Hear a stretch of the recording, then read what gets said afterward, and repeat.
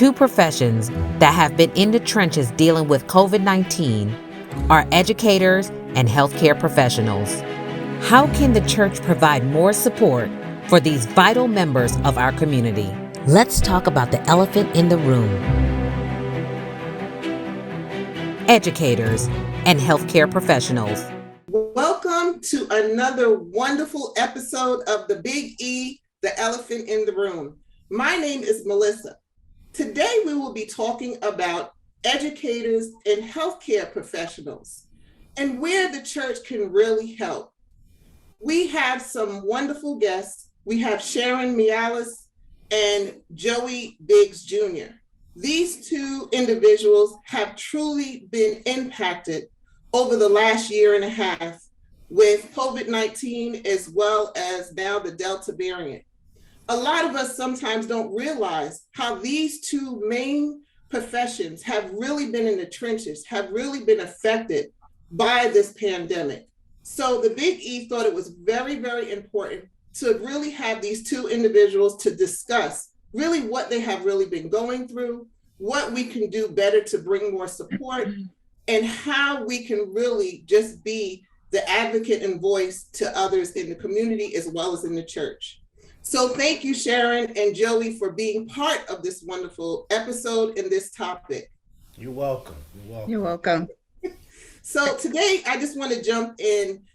Joey, if you could just tell the audience a little bit about your background and your experience being in the educational profession. My name is Joe Biggs. I'm originally from Laurinburg, North Carolina. I attended North Carolina Central University. After graduating, I went into corporate America. After that, I went into education. After being in corporate America, right now, I'm currently an assistant principal at Neal Middle School here in Durham, North Carolina, where I live. I've been a teacher. I've been an avid coordinator, football coach. So I've been around kids for a while now. This is year 21 for me. Well, thank you, and thank you truly for your service and what you have done to the educational communities. We really, truly appreciate you. So Sharon, if you can really tell us a little bit about your background and experience in the healthcare profession. Yes, thank you, Melissa, for having me on. I am from Tarboro, North Carolina. I have been working as a pharmacist for over 25 years.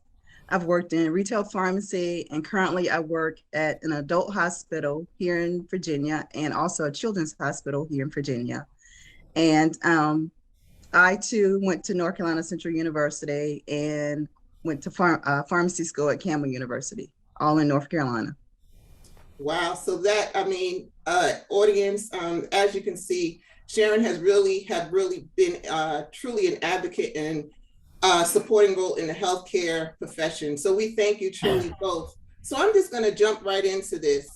Over the year, what have you really noticed about your professions, how y'all really been impacted throughout this year with the pandemic in your personal professions? Sharon, I'll let you go first. Okay.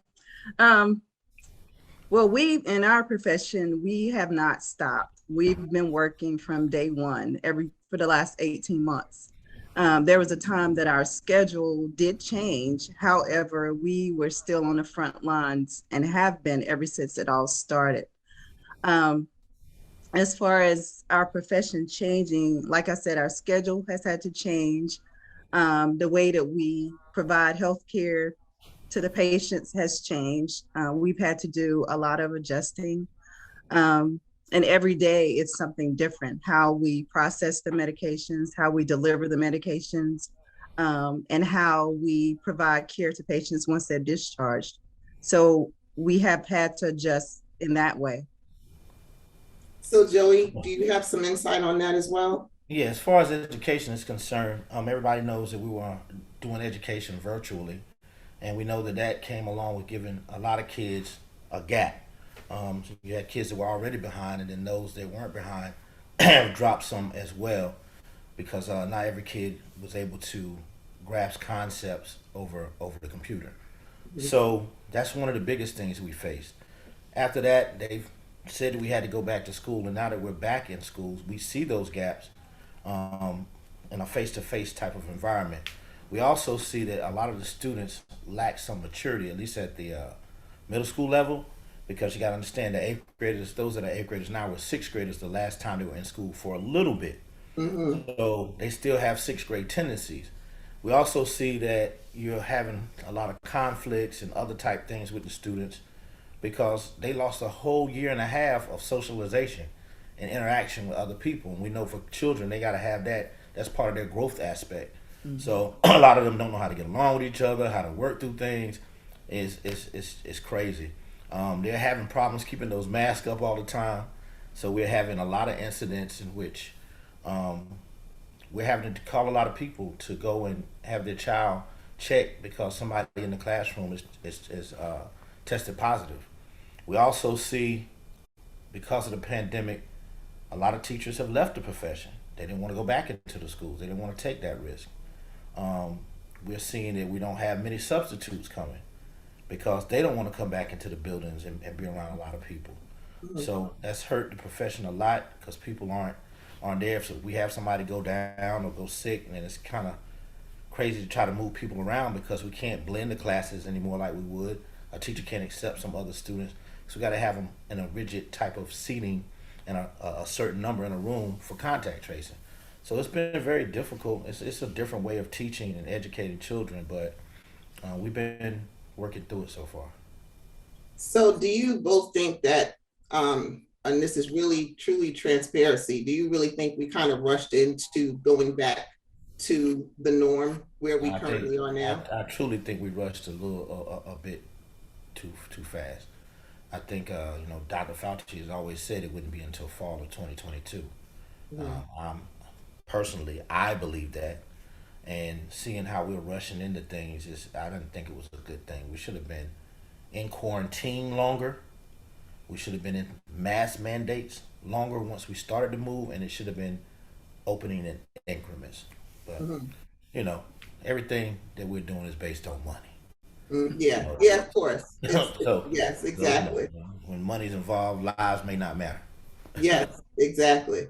So, Sharon, what is your insight? You're having the battle that you're hearing a lot of individuals that still don't want to get the vaccination. Now they're bringing out a booster, and what is your insight, to our audience between really what is going on? Because of course, despite you getting the vaccination, you're still receptive to kind of basically getting the virus. So what is your insight on that? And to go back to what you asked previously, I agree with Joey. We did move too soon. Even though the vaccine came out in December, there was still a lot of hesitancy. Even as a healthcare professional, I was hesitant because to me too, it seemed like it came out too soon. And so, as time went on, being in a healthcare profession, you see firsthand what is happening. You see patients come in that have not been vaccinated and been exposed. And now we're seeing patients that have been vaccinated and have been exposed and are confirmed with COVID. So yes, we did move too soon. I think there were some things that were kind of out of order. That could have been handled a little differently because, everything move in a progression. You have to start somewhere and then move that way and do it at the same time. I think we as healthcare professionals are not I don't know if people are considering exactly what is going on. We are steadily at capacity and have been in the past couple of weeks. Because people are unvaccinated and it's causing more stress. People are working more hours with short of help, and it just continues. It's a domino effect. Mm-hmm. So, my stance is get vaccinated. Well, I thank you for your transparency on that. And, I think a lot of people are still at odds. I hear this every day that, people are still, in consideration, they're still trying to figure it out, or they got their first vaccination. They don't feel comfortable getting their second one. And then they wind up with COVID. So, well, now we should really say the Delta variant, and that's another thing that I want to bring up. You know, you have all of these variants, um, and it's a kind of a trickle effect, and we're about to go in, honestly, into another peak season, going into the holidays, going into family gatherings, all of that. And they meanwhile they're still trying to open up. They're still trying to allow people to come back into the office. The schools. I know personally with my son. I mean, every week we get reports on how many how many positive cases. I mean, the first week was 13, the second week was 25, the third week was 36, and then it went back to 18. Now it's 7, but it's like it constantly happens. So when and like you said, Joey, it's a money thing. They don't want to lose money. They don't want to. They lost a whole gap of a year. On top of the fact that I even noticed, even in the district that I am with, they're giving free lunches, free meals now, and I think it's because of the gap of that 1 year of no classroom, no involvement with the kids. But I mean, would you rather jeopardize the life? I mean, you have to look. I mean, come on, you have to, and I understand, like you're even saying, Joey, you were saying there's a gap with the kids. Some of them still are immature in the 6th, and now they're in the 8th grade. But you have all this technology. You in that 1 year, y'all couldn't figure anything out. Well, let me put this disclaimer out there first. These are the thoughts of Joseph Biggs Jr., not of Durham Public Schools. They have nothing to do with this. These are my thoughts on my time and my vision. Put that out there first because we got to keep our employment. Yes. I'm different. I mean, I'm different. I think school itself is behind the times as a whole. You know, we still do everything like they did in the 1920s as far as school is concerned. When you look at work environments, corporate America, things have changed. People don't even wear shirts and ties to work anymore. You know, you're working at IBM, and that used to be the straight lace, dark suit, solid tie. You know, khakis, pair of sneakers, and a polo, and maybe a t-shirt. We got a business meeting, we may put the shirt and tie on. We may put on the suit with no tie. For us, the administrators, they still want a shirt and tie. Kids have cell phones. They have access to everything, and everything moves so fast. And we still want to put them in a desk, in straight rows, talk to them.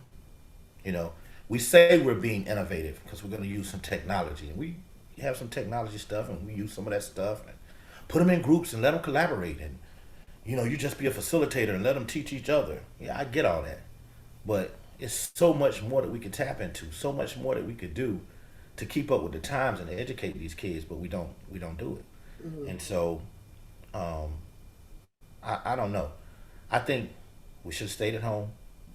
At least the kids. Maybe the teachers come into work and work from the school and do it remotely that way. But these kids, my thing is safety first, and that's what schools are supposed to be about. Always safety first and then academics second. Well, are we truly keeping these kids safe? And it's a bother to go around and tell a kid to pull his mask up 15 times a day. I know it's a bother for the kid to wear that mask from 7 o'clock to 2:15, 2:30. That's a long time to have a mask on. You say, yeah, give them a break. We take them outside or whatever. That's just a break. The mask is irritating. Yeah. It's irritating. And then you tell, like in New York, they're telling teachers, if you're not vaccinated, you lose your job. All right, well, we're already short of teachers. So why would you all cut your nose off to spite your face and fire people just because they're not vaccinated? Yeah. Who do you have to replace them? Yeah. Are we helping the kids when they don't have teachers now? You had a school with 13 teachers gone because you pushed them out. Would it have been better for them to be at home and be on the computer? So I don't understand what we're doing. I really don't. Doesn't make sense to me. Do you have any insight on that, Sharon? Well, the same thing is happening in healthcare.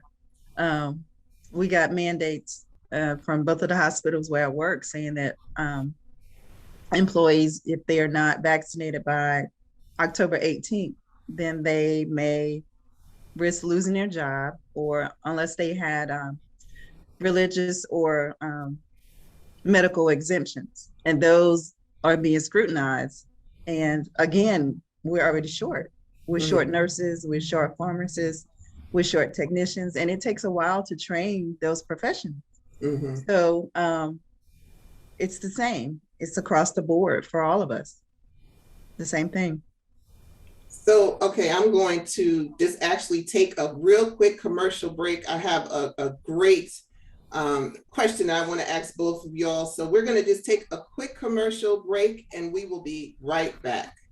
We know that God has called you to a mission, but sometimes you need a little help getting there. At the Center for Clergy and Church Support, we strive to encourage, empower, and equip ministries and nonprofit organizations to do all that God has called them to do. We handle basic legal issues, conduct administrative and financial audits, and strengthen organizations in community engagement and capacity building. Let us help your ministry or nonprofit in advancing the kingdom of God. Visit clergycenter.org for more information. Thank you again for watching The Big E, the elephant in the room.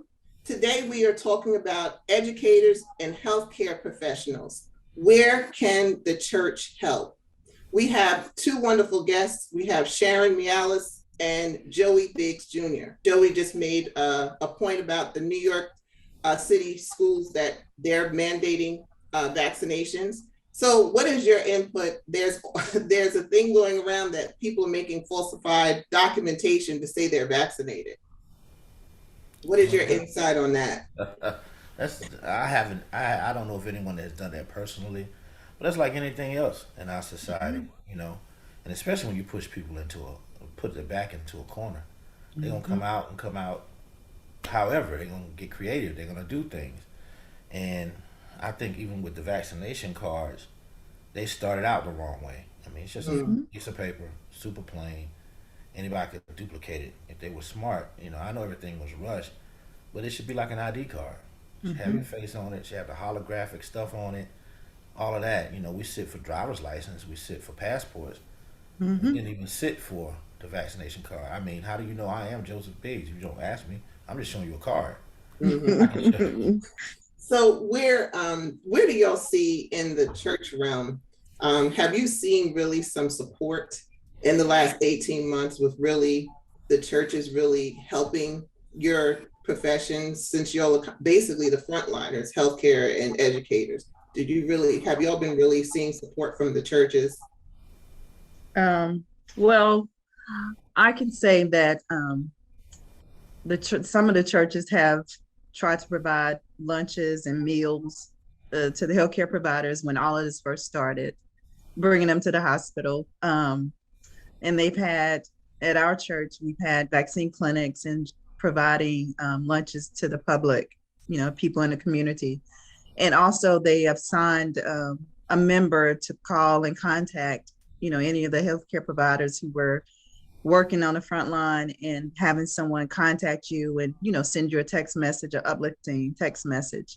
And these are kinds of things that are still needed, not just in the beginning, but these things and other things, anything that's like an outlet, having like a Zoom meeting that offers a game, or something that has like mindless meeting, things that you don't have to think about, things to promote self-care.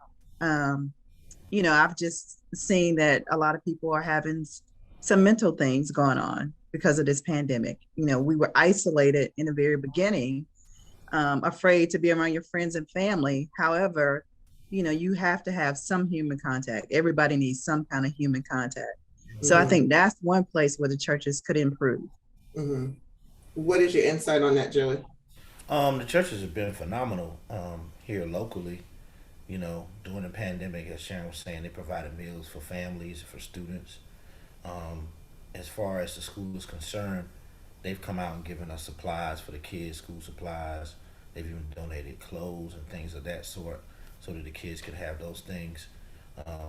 But I will, applaud the churches in this area.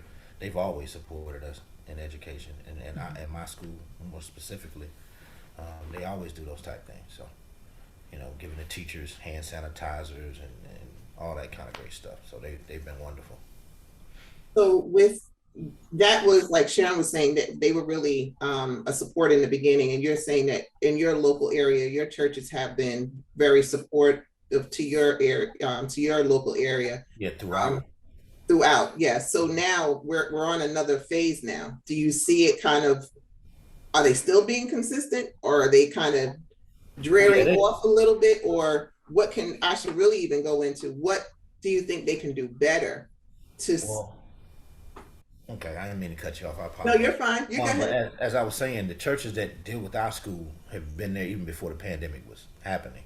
So they've Mm-hmm. always been supported. They've always come out. They've done landscaping. They've done painting in the building. They whatever is needed. They've donated notebooks. I got an office full of about 400 notebooks, 3 ring binders. So they give, they help us, and they helped through the pandemic. And now that we're back, they're helping, and I expect them, or I assume they will keep helping moving forward because they always have. One thing I would probably like to see them do is get groups of members that are available during school hours and just come out to the school and help cover a class in case we have someone that's absent, a teacher that's out. Because as I told you, we're short staffed on subs, so it's hard. Somebody goes out, for whatever reason, whether it be they're sick or they just taking a mental day. They lied and said they were sick, just not to come to work. Whatever the case may be, you need somebody to step in there and fill those classrooms. And they ask us as administrators to do so, and we don't really have a problem doing that. But then that hurts us.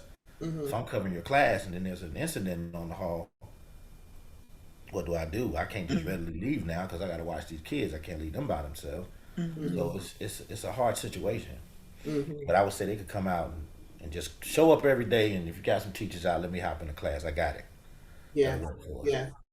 Well, I think that actually with the churches, I know locally they are getting involved. They are supporting. I think sometimes there's still a gap. I think we still have a gap in the support, because I personally have individuals and friends and family that are in the healthcare profession, as well as in the education profession, and they're, like you said, they're crying out. They need support. They need help. And I think if churches, like they are the vessel, they are supposed to be that place that you can go to. So I think if they can be able to strive not just at that specific moment, but continue to, like you're saying, go into the classroom. Don't do it just because it's that situation at that present time. Like you said, find resources to go into the classroom, call the schools, go be a little bit more on the outreach area, especially in the healthcare profession. Sharon, what do you think the churches can do more in your profession? I mean, I know a lot of it is licensed, but there are also volunteer services that the hospitals offer. What do you think they can do better? I think they could reach out to the healthcare professionals consistently, continue what the resources that they have already provided, but, reach out to individuals, the nurses and the physicians, all of them. Even like Joey said, have volunteers. They did bring the volunteers back, after a while, and have volunteers to be able to be there in the hospital and to provide an encouraging word, or to have something available to help these people with their mental health, because people are physically and mentally exhausted. Mm-hmm. Mm-hmm. So if you can tell any of your colleagues or any of your coworkers, or anyone on your team, or just throughout our communities, what would you tell health professionals as well as educators, and whoever wants to go first? What would you tell them to allow them, to give them the encouragement and support to drive them to continue throughout this pandemic? Because we're in a second phase here. What would you do to encourage them? Um, I would probably do what I do for all of my teachers. I first and foremost thank them for the work that they do on a daily basis, all the time. Then I super thank them for doing the work that they're doing now in the conditions that it's being done. I also try to keep a superhuman element, because we talk about the kids, the kids, the kids, the kids. The focus is on the kids so much. You got to teach them, and they got gaps. But we are quick to forget that the people that are teaching them are human beings with feelings and thoughts. They're scared. They're nervous. They have family members. They've lost family members. They have children at home that have to go to school, and they're worried about them being in school, and they're worried about what if I bring something home. So we have to give everybody a little bit of grace. And I would tell them not only to demand some of that grace from their administrators and school districts, but to give themselves some grace, because you got a lot of teachers that are very push, push, push, and they want to be super successful, and they want the kids to do well. Understand it. It's not all of your teaching. They have some gaps. It's going to take time, but just stay the course and trust the process. I would tell them too, even though we're shorthand, don't feel bad about taking a day for yourself, because you know something happens to you. I'm gonna hire somebody else and put them in that spot. And, that's just the reality of it. So take care of you. Take care of your family first. They come first before any of this. Okay. So And don't stress yourself. before I jump over to Sharon, that's something that's plugged in my head. You handle mainly the middle school, but what is your insight? The reason why I want to get our audience and viewers to get this, what is your insight on the college spectrum of what the colleges actually are doing? I forgot to throw that in. What do you think on the college level they can do better? Because you got dorming, you got these professors in and out off campus. What is your insight? And this is just for families and loved ones that have college students. What is your insight on that, Joey? The college thing is very crazy. I remember when the pandemic first hit, because my son is a junior at University of North Carolina, Chapel Hill, and he had a dorm room, and he had a dorm room to himself, but they took that dorm to make it a quarantine dorm for when students would get sick. They would put them all in this one dorm, which then thrust him into the situation of having to be around people. He was going to have a roommate. He was going to be in a suite with some other people, and it just didn't make sense to me. If the kid gets sick, then send that child home to their parents. Why put them in a dorm? Now you're crowding people up, which is a potential problem. So I put him into an apartment. He's still in an apartment now. I think the colleges, again, that's just money driven. They want the tuition. They want the tuition. They want all the other things that come with it. I don't really see them putting things in place. Like my son has a class. They're not social distancing in that class. It's about 300 students. When you talk about those larger universities, what can he do? So he has to go to class. He has to learn. I tell him just to keep his hands clean, keep his mask on, keep himself as safe as possible. But it's all dollar driven. Well, thank you on that. I meant to ask you that in the first half of it, because I know you do have a college student, so I really wanted your insight on that. So we have a few minutes left. Sharon, what do you think in your profession with your colleagues, what would you provide them for support going forward? The biggest thing is to tell them to take care of themselves. We spend most of our daytime hours or evening hours at work. And sometimes you take that home with you, but you have to take care of yourself first before you have anything else to give to anyone else. And coming into the hospital every single day, dealing with patients, dealing with nurses, dealing with not just their medical issues, you're dealing with social issues, because people bring everything with them. So the most important thing is to take care of yourself, take care of your family, and so that you can have a clear mind once you get there to work, because you don't ever know what you're going to walk into once you get there. Well, we truly appreciate both you, to Sharon and Joey, for really truly being that community advocate, bringing your professions to life, using God's gifts that He has given both of you in the healthcare and the educational profession. I just tell anyone that is in this field, frontliners, continue to strive, to continue to use God's gifts, and to just know that you are a vessel to others. And as we always say, thank you again for watching The Big E, the elephant in the room, where we speak about the unspeakable.